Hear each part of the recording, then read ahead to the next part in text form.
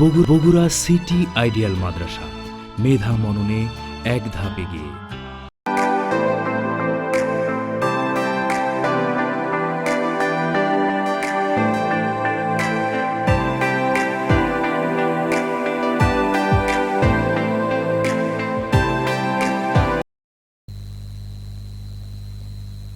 বিসমিল্লাহির রহমানির রহিম। আসসালামু আলাইকুম ওয়া রাহমাতুল্লাহি ওয়া বারাকাতুহু। তোমরা সবাই কেমন আছো? আশা করি সবাই ভালো আছো। আমি Mohammad Hitler Ali, Bogura city ideal মাদ্রাসার সহকারী শিক্ষক রসায়ন। আমি তোমাদের মাঝে আবার আছি ক্লাস লেকচার 2-তে। তো আজকে আমি তোমাদের আবার একটা ক্লাস নিব। সেই ক্লাসটা হচ্ছে বাংলা শ্রেণী 3য় ভাষা টপিক ভাষা শহীদদের কথা। দেখো, আমি আবার বলতেছি যে আজকের ক্লাস বাংলা শ্রেণী 3য় টপিক ভাষা শহীদের কথা। প্রিয় শিক্ষার্থীরা, তোমরা তোমাদের পাঠ্যক্রমের আমার বাংলা বই ইবতেদিয়া 3য় শ্রেণী, দেখো আমি আবার বলতেছি আমার বাংলা বই ইবতেদিয়া 3য় শ্রেণী এই বইটি বের করো।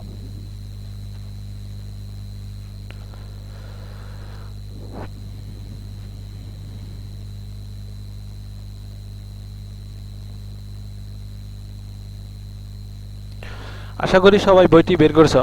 এখন দেখো আমরা সরাসরি পড়ায় যাব।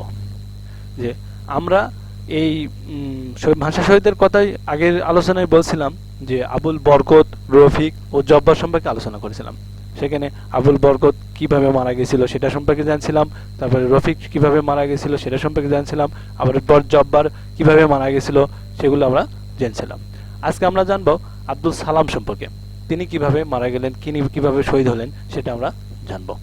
দেখো এই পাশের চিত্রে দেখো একটা আব্দুল সালামের ছবি দেওয়া আছে। তাহলে আমরা সরাসরি পরে যাব। দেখো আরেক ভাষা শহীদের নাম আব্দুল সালাম। তাহলে আমরা আগে পড়ছি আবুল বরকত, রফিক, জব্বার। আজকে আমরা পড়বো আব্দুল সালাম সম্পর্কে। আব্দুল সালাম, দেখো আরেক ভাষা শহীদের নাম আব্দুল সালাম। ফেনী জেলায় তার বাড়ি। তাহলে কোন জেলায় বাড়ি? ফেনী জেলায়। হ্যাঁ, তোমরা মনে রাখবা যে আব্দুল সালামের বাড়ি কোথায়? ফেনী জেলায়। মনে রাখবা যে ফেনী জেলায় তার বাড়ি। তিনি ঢাকায় চাকরি করতেন। তাহলে কোথায় চাকরি করতেন? ঢাকায়। যদি বলি আব্দুল সালাম কোথায় চাকরি করতেন, বলবো যে তিনি ঢাকায় চাকরি করতেন। হ্যাঁ, এখন দেখো ভাষার টানে তিনিও গেলেন মিছিলে। তাহলে ভাষার টানে কি তিনিও কি মিছিলে গেলেন? তাহলে এক সময় পুলিশের গুলি এসে লাগলো তার শরীরে। তাহলে পুলিশের গুলি এসে তার কোথায় লাগলো? তার শরীরে। তাকে হাসপাতালে ভর্তি করা হলো। 1.5 মাসের বেশি সময় ধরে চিকিৎসা চললো। তাহলে কত মাস ধরে চিকিৎসা চলছিল? আব্দুল সালামের 1.5 মাসের বেশিও কি তার চিকিৎসা চলেছিল। তাকেও বাঁচানো গেল না। কি 1.5 মাস মৃত্যুর সাথে পাঞ্জালের কি তিনিও মারা যান এবং কি হন? শহীদ হন। তিনিও ভাষার জন্য শহীদ হন। তাহলে আবার আমি বলছি, দেখো আরেক ভাষা শহীদ যেটা আব্দুল সালাম ছিল, তাহলে তার বাড়ি কোথায় ছিল? ফেনী জেলায় তার বাড়ি। তাহলে তিনি কোথায় চাকরি করতেন? ঢাকায় চাকরি করতেন। তিনিও মিছিলে গিয়ে পুলিশের গুলিতে নিহত হন। তারপরে দেখো এই ভাষা শহীদদের মাতৃভাষাকে ভালোবাসতেন। তাহলে এই ভাষা শহীদরা কি করতেন? মাতৃভাষাকে ভালোবাসতেন। তারা জীবন দিয়ে বাংলা ভাষার সম্মান রক্ষা করেছেন। তাহলে তারা জীবনের বিনিময়ে এই বাংলা ভাষাকে কি রক্ষা করেছেন। তাদের আত্মত্যাগের ফলে বাংলা রাষ্ট্রভাষা হয়েছে। তাদের ত্যাগ, মহিমা, আত্মত্যাগের মাধ্যমে কি আমরা রাষ্ট্রভাষা পেয়েছি। তাদের ত্যাগের কথা ভুলে যাওয়ার নয়। তারা অমর। তারা কি অমর। আমরা কখনো তাদের ভুলবো না। হ্যাঁ, আমরা তাদের কখনো বলবো না। তাদের রক্তের বিনিময়ে আমরা কি পেয়েছি? এই সুন্দর মাতৃভাষা পেয়েছি। আর সুন্দর মাতৃভাষা রক্ষা করে গেছেন কারা? তারাই। তাদের জীবনের রক্তের বিনিময়ে, তাদের জীবনের বিনিময়ে আমাদেরকে এই মাতৃভাষা দিয়ে গেছেন। তাই তাদের আমরা কি, তারা অমর। তাই তাদের আমরা কখনো ভুলবো না। হ্যাঁ, দেখো প্রিয় শিক্ষার্থীরা, তোমরা ওই রিডিংটা আবার ভালো করে পড়বা। আর এখানে দেখো আমরা যে 2 নম্বর আছে কি, ঘরের ভিতর শব্দগুলো খালি জায়গায় বসে বাক্য তৈরি করি। হ্যাঁ, দেখো 2 নম্বর আছে এই অধ্যায়ে। দেখো পৃষ্ঠাগুলো লক্ষ্য করো। দেখো এই অধ্যায় আছে ঘরের ভিতর। এই অধ্যায়ে ঘরের ভিতর শব্দগুলো খালি জায়গায় বসে বাক্য তৈরি করি। যেমন ধরো মিছিল আছে, টকবগে আছে, হাসপাতাল আছে, মাতৃভাষা, অমর, বেপরা। হ্যাঁ, এগুলো দেখো বিভিন্ন শব্দ দেওয়া আছে। এই শব্দগুলো আমরা এই শূন্যস্থানে বসাবো। কোনটার সাথে কোনটা বসবো সেটা দেখবো। দেখো তরুণদের মধ্যে সবসময় কি ভাব? তরুণদের মধ্যে কি, যারা তরুণ, ইয়ং, যুবক, তাদের মধ্যে কি থাকে? সবসময় একটা তারুণ্য ভাব থাকে। হ্যাঁ, তাদের তারুণ্য ভাব থাকে। দেখো তাহলে তরুণদের কি সবসময় কি টকবগে ভাব, হ্যাঁ তাদের তরুণদের কি সবসময় টকবগে ভাব। তাহলে 21শে ফেব্রুয়ারি কি, 21শে ফেব্রুয়ারি কি হয়, 21শে ফেব্রুয়ারি মিছিলে কি হয়, খালি পায়ে যেতে হয়। তাহলে 21শে ফেব্রুয়ারি কি হয়, একটা মিছিল হয়, মিছিলে কি হয়, খালি পায়ে যেতে হয়। অসুস্থ মানুষ কোথায় ভর্তি হয়, তাহলে অসুস্থ মানুষ কোথায় ভর্তি হয়, আমরা জানি অসুস্থ মানুষ হাসপাতালে ভর্তি হয়। তাহলে অসুস্থ মানুষ কোথায় ভর্তি হয়, অসুস্থ মানুষ হাসপাতালে ভর্তি হয়। বাংলা আমাদের কি, হ্যাঁ বলো তো বাংলা আমাদের কি, বাংলা আমাদের মাতৃভাষা। দেখো বাংলা আমাদের মাতৃভাষা। তাহলে সব কিছুতে তার কি ভাব, হ্যাঁ দেখো বলে না যে তার সবকিছুতে কেমন একটা বেপরা ভাব, হ্যাঁ সবকিছুতে তার বেপরা ভাব, মানে শূন্য ছাড়া, সবসময় শূন্য ছাড়া ভাব। তারপর দেখো ও নাম্বার দেখো, এখন 4 নাম্বার দেখো, দেশের জন্য যারা প্রাণ দেন তারা কি, দেশের জন্য যারা প্রাণ দেন তারা কি অমর, হ্যাঁ দেশের জন্য যারা প্রাণ দেন তারা অমর। দেখো আমি 2 নাম্বারটা আবার বলছি, মনোযোগ সহকারে শোনো, তাহলে ভালোভাবে বুঝতে পারবা। যে ক নাম্বার বলছে যে তরুণদের মধ্যে সবসময় কি থাকে, টকবগে ভাব থাকে, মানে তরুণদের মধ্যে সবসময় কি একটা চাঞ্চল্যকর টকবগে, মানে রক্ত সবসময় টকবগে থাকে, এই টকবগে ভাব। দেখো খ নাম্বার বলছে 21শে ফেব্রুয়ারির ড্যাশ খালি পায়ে যেতে হয়। তাহলে 21শে ফেব্রুয়ারি কি হয়, আমরা 21শে ফেব্রুয়ারি কি বের করি, একটা করে মিছিল বের করি, হ্যাঁ 21শে ফেব্রুয়ারি মিছিলে খালি পায়ে যেতে হয়।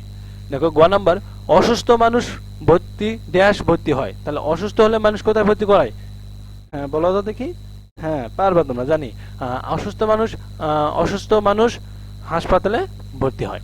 তাহলে ঘ নাম্বার দেখো বাংলা আমাদের কি, বাংলা আমাদের কি, বাংলা আমাদের মাতৃভাষা, হ্যাঁ বাংলা আমাদের মাতৃভাষা। ও নাম্বার সবকিছুতে তার কি ভাব, সবকিছুতে তার বেপরোয়া ভাব, হ্যাঁ সবকিছুতে তার বেপরোয়া ভাব। 4 নাম্বার দেখো দেশের জন্য যারা প্রাণ দেন তারা কি অমর, হ্যাঁ আমরা বলছি যে দেশের জন্য যারা প্রাণ দেন তারা অমর। হ্যাঁ প্রিয় শিক্ষার্থীরা, আশা করি তোমরা ভালোভাবে বুঝতে পারছো, আরো ভালোভাবে বুঝতে পারবে, আবার শুনবা, তাহলে এই সব শূন্যস্থানটা আবার বুঝতে পারবা, খুব মনোযোগ সহকারে দেখবা। দেখো এখন আমরা দেখবো 3 নাম্বার একটা, দেখো 3 নাম্বার আছে যুক্তবর্ণ, হ্যাঁ যুক্তবর্ণগুলো চিনে নিই, যুক্তবর্ণ দিয়ে তৈরি করা নতুন শব্দ পড়ি।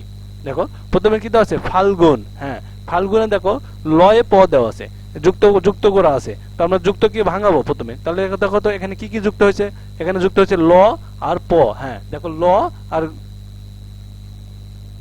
ফাল্গুন, ল আর গ, হ্যাঁ ফাল্গুন দেখো কি কি রয়েছে, লয় গ আছে, হ্যাঁ তাহলে আমরা কি পারবো ল আর গ, হ্যাঁ তাহলে দেখো ভালোভাবে স্মরণ করে দেখো এখানে কি আছে, এখানে ল যোগ গ, তাহলে কি হয় ল গ হয়। তাহলে আমরা এদের কি তৈরি করছে ফাল্গুন। দেখো এই পাশে কি আছে ফলগু, হ্যাঁ বাক্য তৈরি করছে ফলগু। হ্যাঁ তোমরা বাসায় আলাদাভাবে লিখতে পারবা যে লয় গ দিয়ে নতুন নতুন শব্দ তৈরি করবা, হ্যাঁ নতুন নতুন শব্দ তৈরি করবে। এখানে লিখছে ফলগু, তোমরা আরেকটা ভাবে লিখবা। দেখো পরেরটা আছে অসুস্থ, অসুস্থ দেখো দুনতা শয়ে থয় আছে, দুনতা শয়ে থয়, দুনতা স থ দুটো মিলে কি আছে দুনতা শয়ে থয় দেওয়া আছে অসুস্থ। আরেকটা রয়েছে মুখস্থ, দেখো এটা দিয়ে আমরা কি তৈরি করছি মুখস্থ, দুস্থ, মুখস্থ দুনতা শয়ে থয়, মুখস্থ দুস্থ, হ্যাঁ দুস্থ। তোমরা যদি পারো আরো নতুন নতুন শব্দ করবে, কিন্তু দুনতা শয়ে থয়ে থাকতে হবে, হ্যাঁ দুনতা শয়ে থয়ে থাকতে হবে।